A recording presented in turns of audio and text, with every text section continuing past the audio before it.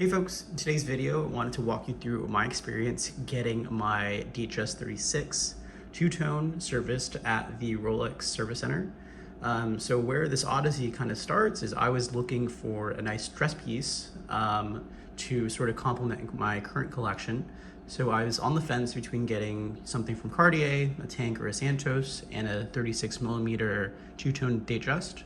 And after months of hunting on Chrono 24, I was able to find the perfect watch. So here's a photo of the watch in its original state. So one thing to note, if you look at some of the gold areas, if you look at the bracelet, it's actually quite worn, almost approaching a matte finish on it. And then here's another photo as well. Again, if you look at that top end link, you can kind of see how much wear it has as well. Now, if you take a look at the gold bezel, I know it looks a little bit bad, but actually a lot of that there are just gunk from fingerprints and stuff that came off with just rinsing the watch with some water. And here's a quick video of it. So again, if you look at the bracelet, again, the bracelet's reached this sort of matte finish after years and years of wear. This is a 1996 watch, so it has about approaching 3 decades of wear on it. Now, I did spend about an hour polishing the sides of this watch with Cape Cod cloth, and this is kind of the best I could do. It looks relatively good, but if you sort of look at it a bit closer, it does have dents. It still has like pitting and some scuffs on it as well. So it's like pretty good, but it doesn't have that Rolex signature mirror-like polish that you kind of expect from them. Now, one problem I had with this watch whenever it got shipped to me was that the crown threading was actually stripped. So I was able to bring this issue up with Chrono 24 and I was able to get a $300 credit from the seller. And this kind of forced me to go ahead and, get this watch serviced at the Rolex Service Center. So regarding that experience, I was actually quite impressed. It's a very elevated experience. Everyone's super polite, almost like you're going to a very high-end restaurant. Very tranquil, very quiet. I thought it was really remarkable compared to the sort of the AD experience you get at Rolex. But nonetheless, I was able to hand the watch to them. They did look at me a little bit funny whenever I mentioned I didn't have papers for the watch, but considering this is almost a 30-year-old watch, I would imagine that's the case for many, neo-vintage and vintage watches. But they went ahead and took the watch in the back. They verified the details. They had a watchmaker briefly take a look at the watch, and they mentioned they would have to replace the crown, the threading, and then also do a full rehaul of the watch to assure that it reaches Rolex standards in terms of waterproofing. So I accepted that proposal. It cost me with tax $1,000, and 3 weeks later, I received an email that the watch was ready to be picked up, and this is kind of where I was blown away. All right, next I briefly wanted to go through the pouch that comes with the watch. So this is actually relatively valuable. This is worth about $100 if you try to buy it on eBay. It's made of genuine leather. And then on the sides, it looks like it's made of some sort of suede material. So let me go ahead and open it up. And inside, normally the watch comes on this piece of felt right here. So let me go ahead and put that aside. In addition, whenever you get the watch, you get a card which actually has your warranty. You get a 2-year warranty whenever you get your watch serviced. Now on the back of this card, which I won't show, it has a QR code. And if you scan that QR code, it actually links to Rolex's website where it has details regarding the model number of your watch, along with when your warranty expires. So let me go ahead and put this aside as well.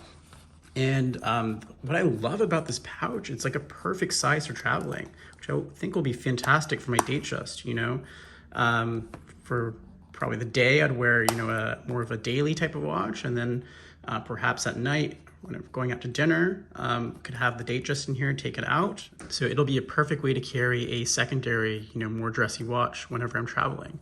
Just for the sake of comparison, let me go ahead and bring in Omega's solution to the same problem. And it's, it's like they're from a different galaxy. This is so big, it's off the frame of the video.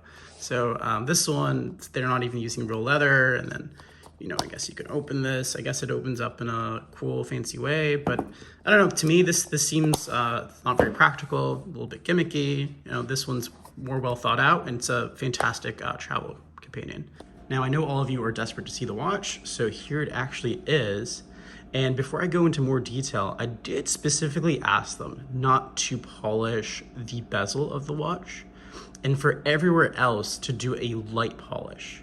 The reason why I didn't ask them to polish the bezel, of course, is since it's made of gold and it has these really sharp cuts on them, it's extremely susceptible to flattening out those cuts and sort of turning into like a melted chocolate bar. I'll put some pictures on what's happened to some watches that have been over polished in the bezel, but I specifically asked them not to touch that part to retain that gem-like quality in terms of the bezel, and they respected that request. And then everywhere else, I am just blown away. I mean, look at those gold links on the bracelet. I mean, they are just completely restored. If you also look at the brushing on the steel and what they were able to do with the lugs as well, it's just amazing. Obviously, if there are like big dents in here, this was the biggest one on the watch. They're not able to take that out. But also, take a look at the mirror polishing on this thing. I mean, look at that. It is genuinely remarkable what they were able to do in terms of the polishing.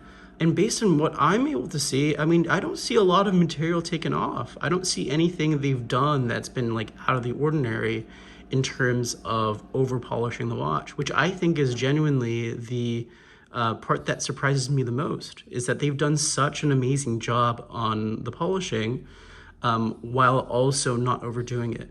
So that is a huge plus in my book. And that's really all I have to share. Now I have a neo vintage Rolex Datejust. That's a fantastic dress piece to sort of go along, you know, my daily watch, my Tudor. And, you know, I mean, look at this. You have incredible price. You have a sapphire crystal there, polishing to die for.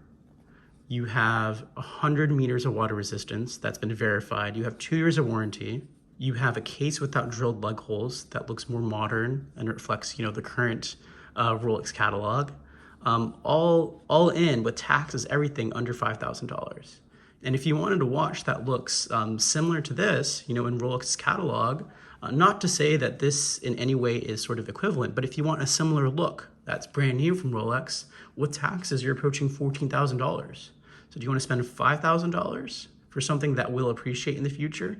Or do you want to purchase something for $14,000 and take an immediate depreciation hit on a two-tone Datejust? So those are my thoughts on my Rolex service experience. Let me know in the comments if you have any thoughts on this. Also, don't forget to like and subscribe. Your feedback is super important. It lets me understand whether or not these types of videos are helpful and insightful, and whether or not I should make videos like this in the future. And with that, thanks for watching and take care.